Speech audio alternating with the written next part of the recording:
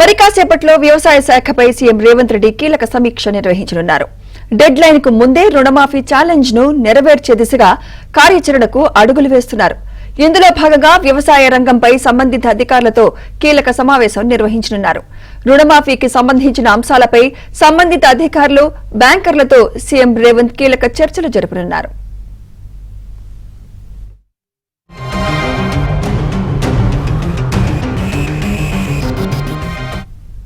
తెలంగాణలో రైతు సంక్షేమ కార్పొరేషన్ ను ఏర్పాటు చేస్తామని సీఎం రేవంత్ రెడ్డి తెలిపారు.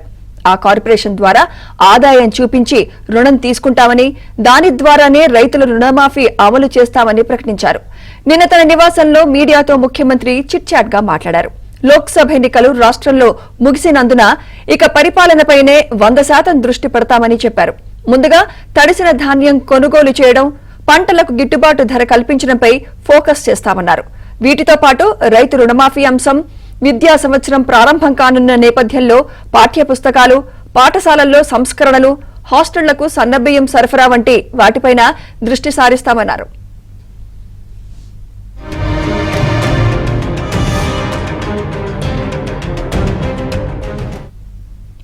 రుణమాఫీకి సంబంధించి త్వరలోనే ఎస్ఎల్బీసీ సమావేశం ఏర్పాటు చేసి రైతులకు ఎంత మేరకు రుణాలు ఉన్నాయన్నది అంచనా వేస్తామన్నారు.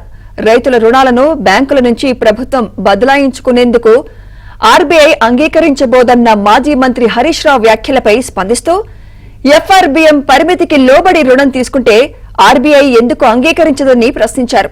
రైతు రుణమాఫీ, రైతు భరోసా, ధరణి తదితరాలన్నిటిపైన శాసనసభలో చర్చిస్తామని, సభలో చర్చకు పెట్టకుండా ఏదీ చేయబోమని స్పష్టం చేశారు. అఖిల పక్షాలు, స్టేక్ హోల్డర్లతోనూ చర్చిస్తామన్నారు. రాష్ట్ర బడ్జెట్ సమావేశాలు కేంద్ర బడ్జెట్ సమావేశాల తర్వాతే ఉంటాయని, కేంద్రం నుంచి వచ్చే నిధుల వెసులుబాటును చూసుకుని రాష్ట్ర బడ్జెట్ ఉంటుందని వెల్లడించారు. అందుకే రైతు రుణమాఫీకి ఆగస్టు 15 గడువు పెట్టుకున్నట్లు తెలిపారు.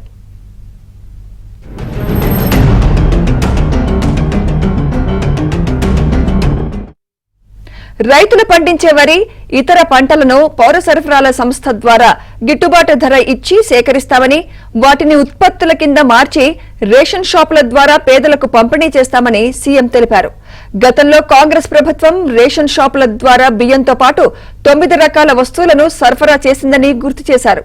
రేషన్ షాపుల ద్వారా సన్నబియ్యం ఇస్తామని ఎన్నికల మేనిఫెస్టోలో హామీ ఇచ్చిన విషయాన్ని గుర్తు చేస్తూ రైతులు ఆ వడ్లు పండించేలా ప్రోత్సహిస్తామని చెప్పారు.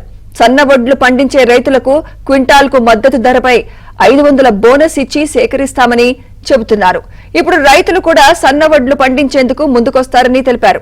రేషన్ కార్డుల మంజూరు అనేది నిరంతర ప్రక్రియ అని అన్నారు.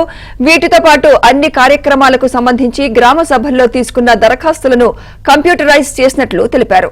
పాలనలో భాగంగా ఆకస్మిక తనిఖీలు, పర్యటనలు కూడా ఉంటాయని సీఎం రేవంత్ రెడ్డి చెప్పారు.